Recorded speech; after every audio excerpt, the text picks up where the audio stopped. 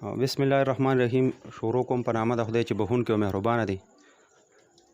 ملګرو، نن د سره یو داسې ویډیو یو داسې ماشوم په ګوته راولمه چې انتهایي اذیت سره مخ دی او ډیر زیات انتهایي په تکلیف کې دی او یو درد کې مبتلا دی. دا یو والد صاحب دی او دغه ماشوم دی. مونږ ساولډیر بلډ فاونډیشن نه تاسو ته مخاطب یم. دا ماشوم تقریبا نن 13 ورځ ده چې دی د بېهوشۍ په حالت کې دی.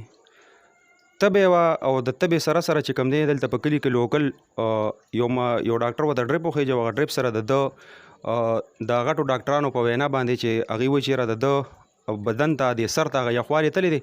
اوس د ده په دې سر باندې زما په خیال چې دی وایي چې یاره نو پې راغلی دی یا داسې څه مسله ده ورته.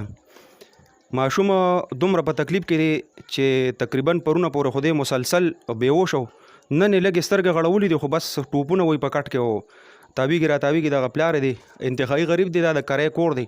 د کرۍ په کور کې اوسېږي او غریب بس دته دغه شان سار شي او ماښام شي ټوله شپه ورځ دلې دغه شان ناست دي او د ده د لاس نیسي او په دغه پیپ ورته لګېدلي. تاسو وینئ په دغه پیپ باندې وله خوراکونه ورکوي.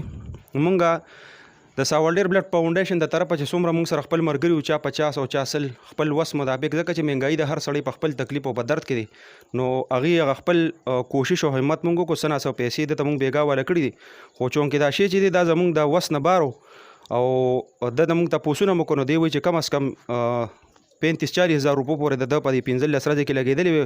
انتهایي فقیر سړی د کور د حالت هم تاسو کتی شئ او د دې ماشوم دا درد او دا تکلیف هم تاسو کتی شئ چې دغه شان وردی په دې کټ کې ناست دی او د ده د خپې او لاس چې کوم دی دی نیولي ځکه چې هغه په ځان پوهېږي نه او ماشوم دی د 14 کالو دی. دا پیپ ورته لګېدلي په دې پیپ باندې ول خوراکونه ورکوي. د ده نوم خیرالله دی. د ساولډیر اوسېدونکی دی او 4 بچي دي.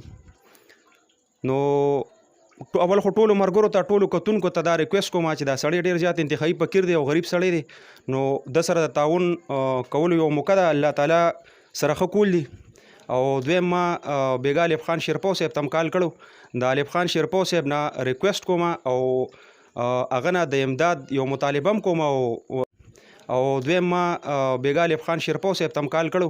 د الف خان شیرپو صاحب نه ریکویسټ کوم او هغه نه د امداد یو مطالبه هم کوم او علم لرم چې انشاءالله زمونږ دا کوششونه به د الله په قدرت او د الله په نظام باندې انشاءالله هغه برابري او هغه به زمونږ سره پوره امداد کوي.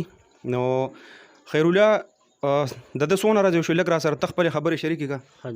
د ده تقریبا 20 ورځې وشوې او 20 ورځو نه پس چې کوم دی نو ما د ټلیفون وشو چې بوی دغه شانتې دا هلک مونږ بوتلو ډاکټرانو ته خو لکه پره خیران نغې نو سره ته ډېر زیات بېهوشه شو ډېر زیات خراب شو نو ته ځان را ورسوه نو ته زه رالم نو ما دې بوتلو طارق هسپتال ته مردان ته مزدورۍ ته تلم.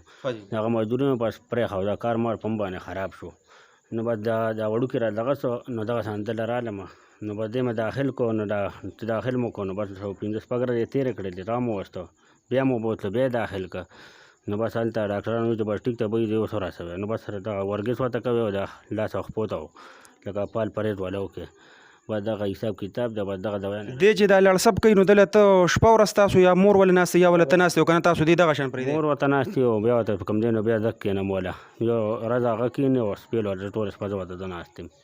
علاج ولا د طارق هسپتال نه کې چې کوم شمسي روډ باندې چلډرن طارق هسپتال دی مولیانو والا او جی مولیانو والا طارق هسپتال شمسي روډ باندې هغه نه ورته کوم. بچی دي څو دي؟ بچی مې 4 هلکان یو جینۍ ده. دا کور د خپل دی که دا د کرایه دی؟ کرایه دی. او جی ستا نمبر څه دی خیرالله؟ زما دغه نمبر دی دا نمبر دی د خیرالله 0345 57 31 922 0345 57 31 922 دا د خیرالله نمبر دی او په دې باندې ورسره رابطه هم کولی شئ کنفرم کولی هم شئ. په ساولډیر کې بالکل په مین ساولډیر به کې اوسېږي په کلي په منځ کې دغه بچي دي ماشومان دی بل ته هم تاسو کتی شئ. دغه ماشوم زوی دی او ډېر زیات په اذیت کې او ډېر په یو درد کې مبتلا دی. ټولو مسلمانانو ته مې اپیل دی چې څوک هم دا ویډیو وګورئ نو خپل یو برپور تعاون او کوشش وکړئ چې یاره دې ماشوم سره ښه کافي امداد وکړئ او د ده د ماشوم دا ژوند بچي نو دا شی په تاسو پرېږدم. او الف خان شیرپو صاحب تا ته مې خصوصي دا سوال دی چې انشاءالله تا نه برپور د ما دا دغه دی امید دی چې انشاءالله دې ماشوم سره به ته برپور تعاون کیږي. والسلام.